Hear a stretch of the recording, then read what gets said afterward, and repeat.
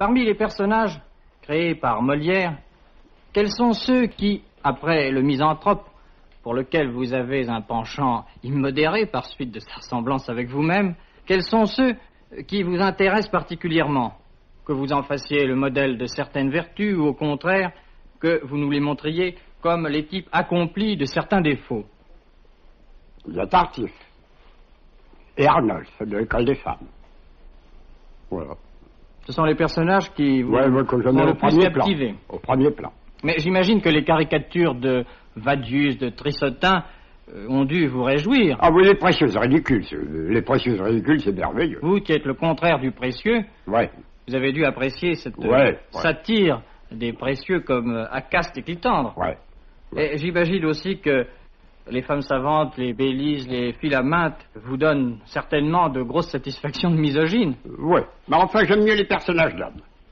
Et Chrysale, c'est un personnage qui, par certains côtés, pourrait vous ressembler. Orgon, le Tartuffe, est aussi un personnage qui me plaît beaucoup. Le père Léoto avait joué ça dans sa jeunesse.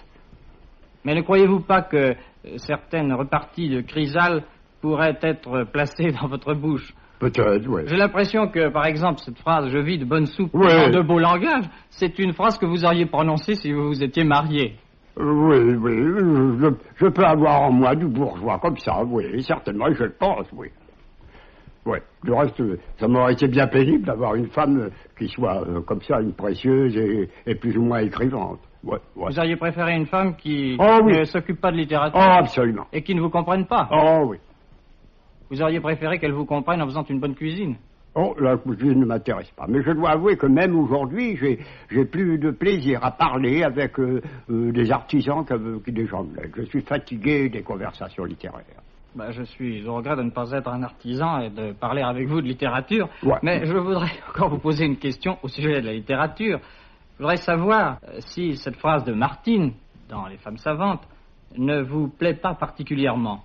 Quand on se fait entendre, on parle toujours bien, dit-elle. N'est-ce pas une phrase que vous auriez pu vous-même prononcer? Oui, le reste qu'il y a là-dedans, c'est tout à fait exact. Oui.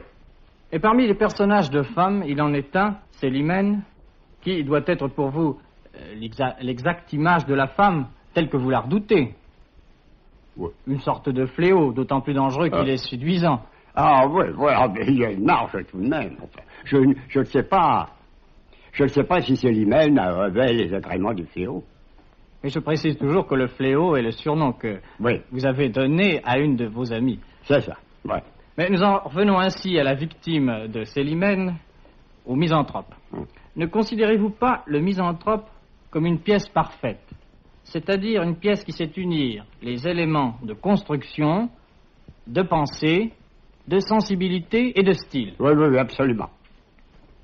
Absolument. Du reste, vous savez que Sacha Guitry a souvent exprimé, cet envie, si vous voulez, irréalisable, avoir écrit Misanthrope. Et vous-même, vous avez dit au sujet du misanthrope, voilà la pièce la plus idéaliste qui soit. Que je l'ai toujours aimée. Les larmes me viennent chaque fois que je la vois jouer. Même seulement à la lire, mon émotion est grande, aussi grande que mon admiration. Admiration pour son fond, admiration pour sa forme. Vous avez écrit ceci en 1921 et je pense que vous ne reniez pas ce que vous avez écrit. Non. Ainsi, le misanthrope vous émeut, c'est vous-même qui le dites, vous l'insensible, il vous émeut jusqu'aux larmes. Et cela vous paraît être la preuve de la puissance et de la perfection du misanthrope. Et de la vérité, surtout.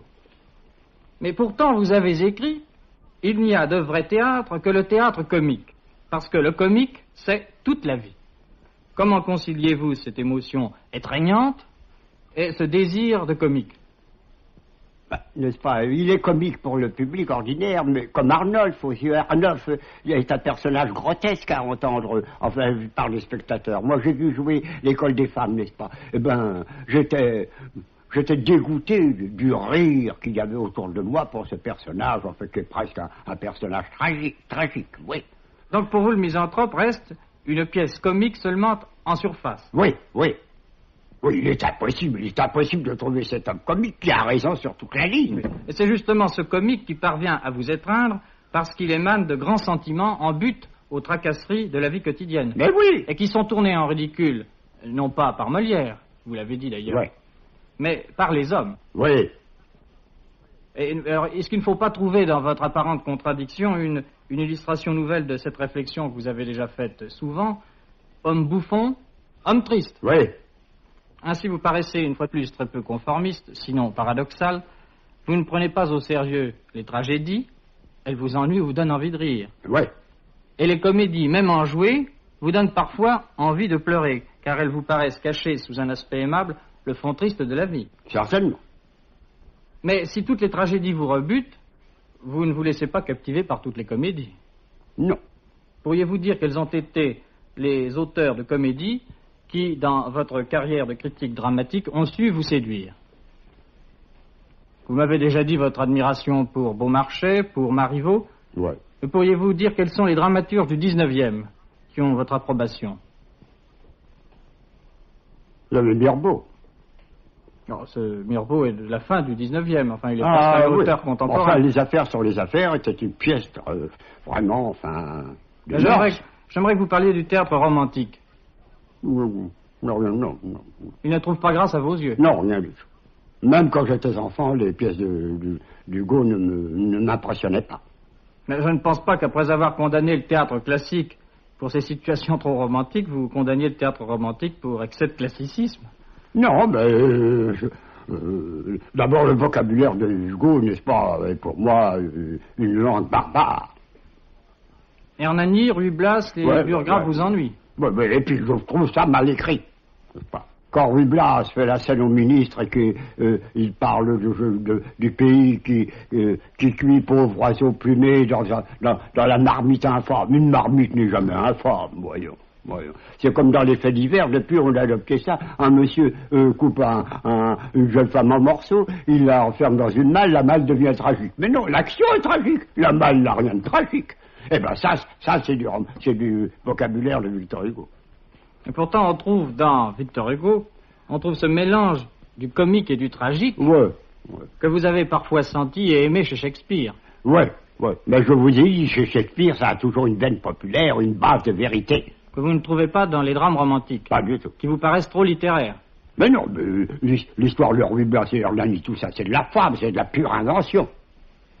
N'y a-t-il pas au 19e des auteurs qui aient su écrire les pièces comme vous les aimez, c'est-à-dire vives, spirituelles, avec des caractères bien dessinés, des traits satiriques, et où l'ironie se cache? Vous avez dit dans vos chroniques, vous avez dit beaucoup de bien de Beck. Ah oui, Beck, ouais. Oui, ça, je l'oublie. Oui, ça, Beck, ouais. La navette est une petite merveille. C'est là-dedans qu'il y a cette réplique... Un amant arrive chez sa maîtresse et elle lui sert une scène tellement extravagante et injustifiée que le malheureux prend il dit j'en reviendrai un autre jour et il s'en va. Alors cette femme a cette réflexion. C'est curieux. Je l'ai pourtant adoré cet homme. Comme les hommes changent. Avouez que c'est merveilleux. C'est merveilleux. Vous trouvez là justement cette ironie qui cache en profondeur une amertume. Oui, et puis la bêtise féminine. C'est une femme qui dit, c'est curieux comme les hommes changent alors que c'est elle. Vous avez dû apprécier également Henri Monnier. Oui. Qui est de la même veine que Beck. Oui. Mais tout le théâtre présenté par Scribe, Émile Augier, Dumas, ne vous intéresse pas. Émile Augier, je suis surpris de l'abandon qu'on fait d'Émile Augier.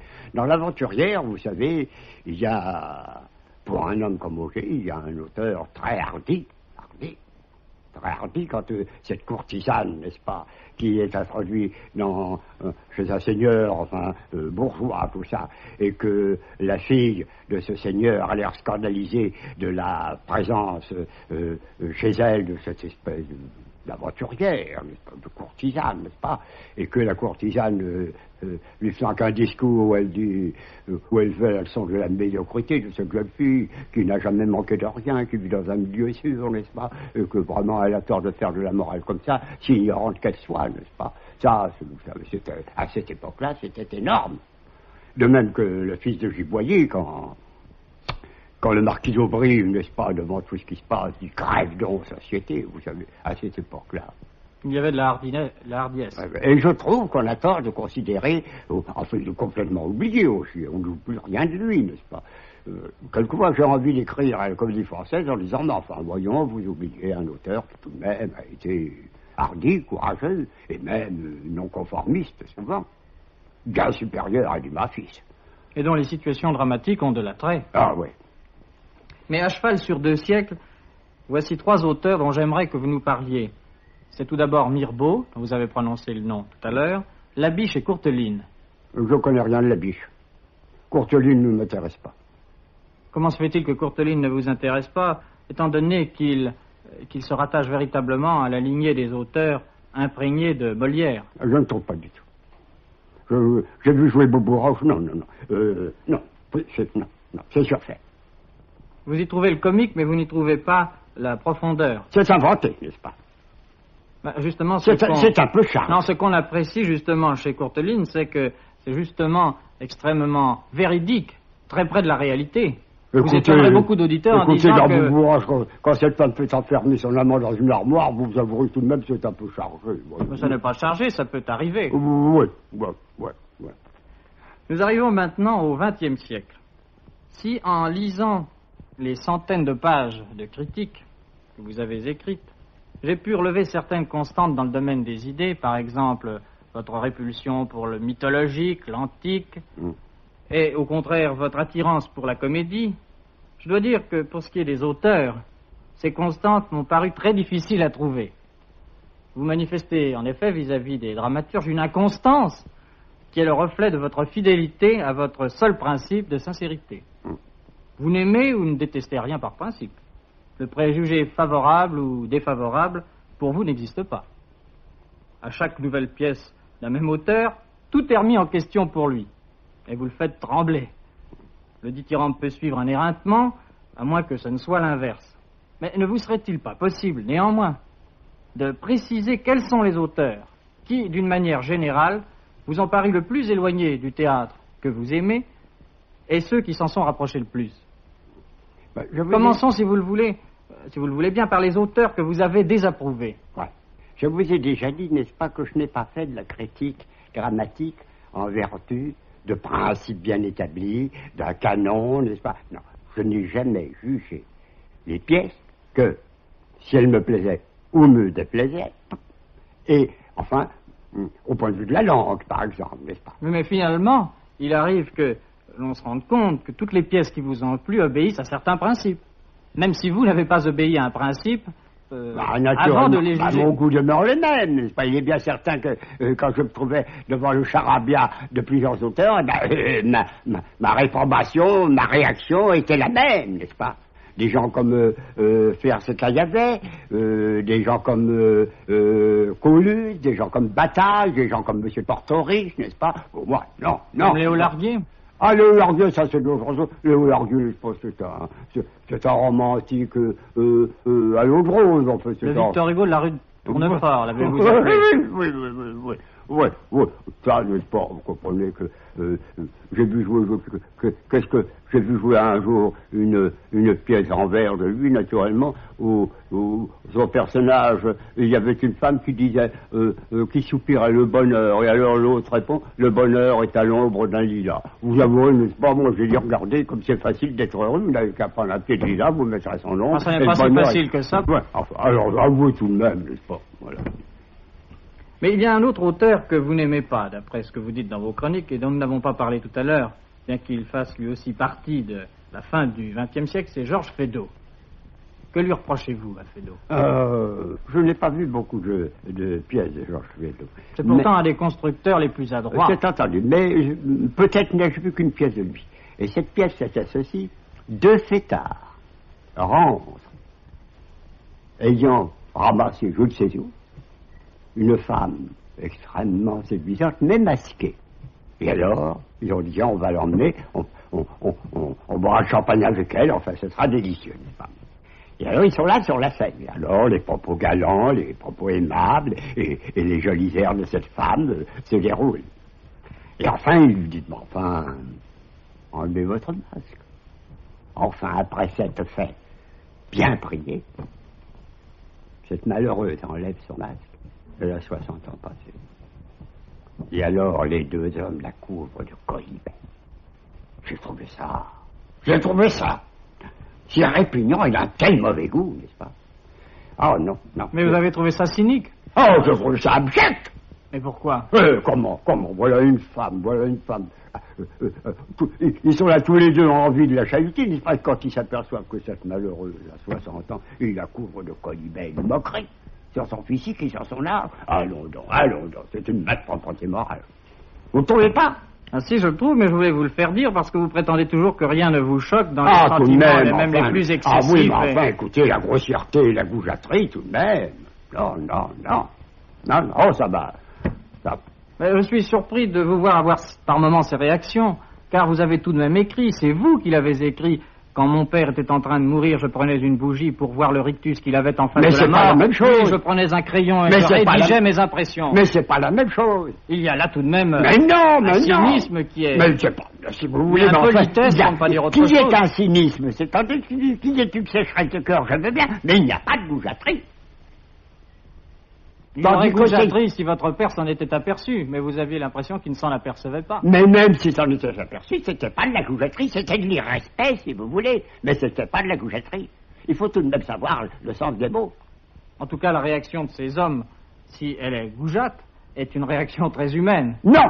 Je maintiens le mot de goujaterie. Feydeau l'a eu... Mais on ne peut pas condamner un auteur dramatique parce qu'il représente des goujats, ça ne veut pas dire qu'il approuve. Je ne ferai pas une pièce comme ça. Au contraire, il a réussi puisqu'il est arrivé à vous donner une espèce de... Oui, mais tout le monde dans la salle rigolait. Pas vous? Non, pas moi. Vous, au contraire, vous étiez affecté. Oui, j'étais écœuré. Mais il voulait peut-être obtenir cet écœurement, justement. De même que je me rappelle, dans ma jeunesse, j'avais un ami, n'est-ce pas, qui avait d'abord pour maîtresse une femme que j'avais... Enfin, il était très jeune, cette femme avait 15 ans, 20 ans plus que lui. Et alors, quand il a changé de maîtresse, n'est-ce pas, qu'il a plaqué cette malheureuse femme qui était folle de lui, n'est-ce pas, il est arrivé quelquefois à lui, écoute, regarde-moi toi donc avec tes cheveux verts, n'est-ce pas? Eh ben non, on ne doit jamais servir de choses comme ça à une femme, c'est immonde. Oui, mais ce que sert un homme à une femme n'est pas la même chose que ce que sert un auteur dramatique. Enfin non. Il ne prend pas pour son compte cette goujaterie, il représente des goujats. Eh ben, n'est-ce pas? Moi, je garde mon avis. Et je suis sûr qu'en ce moment-ci, n'est-ce pas, je ne vais plus au théâtre, mais je suis sûr que le théâtre actuel, n'est-ce pas, a beaucoup de porcherie morale comme ça sur la scène. Feydeau ne m'a conquis qu'un jour. À propos de la guerre de 1914, je l'ai mis dur et dans une chronique aussi. On a organisé une enquête auprès des notabilités littéraires comme ça, pour avoir l'opinion sur la guerre. Et Feydeau a dit, un homme comme moi ne se mêle pas de juger de pareils événements. Ça, c'est bien. C'est le seul qui se soit rendu compte que, mon Dieu... Ne pensez-vous pas qu'il n'osait pas simplement exprimer son jugement? Non, je le crois. Son jugement n'était peut-être pas assez conformiste et il pensait que ça lui attirerait des en tout cas, n'est-ce pas, il a donné une leçon à beaucoup de gens qui tranchaient, n'est-ce pas, comme s'ils avaient été sur le champ de bataille. Si on vous avait posé cette question, vous auriez répondu ce que vous pensiez. Oui, mais moi, je l'ai écrit ce que je pensais dans une chronique dramatique. En tout cas, ce que vous pensez de Feydeau n'est guère favorable, puisque ce que vous aimez en lui, c'est l'homme pour une réflexion. Oui. À l'heure actuelle, Georges Feydeau est certainement l'un des auteurs comiques les plus appréciés des jeunes, et les efforts que Jean-Louis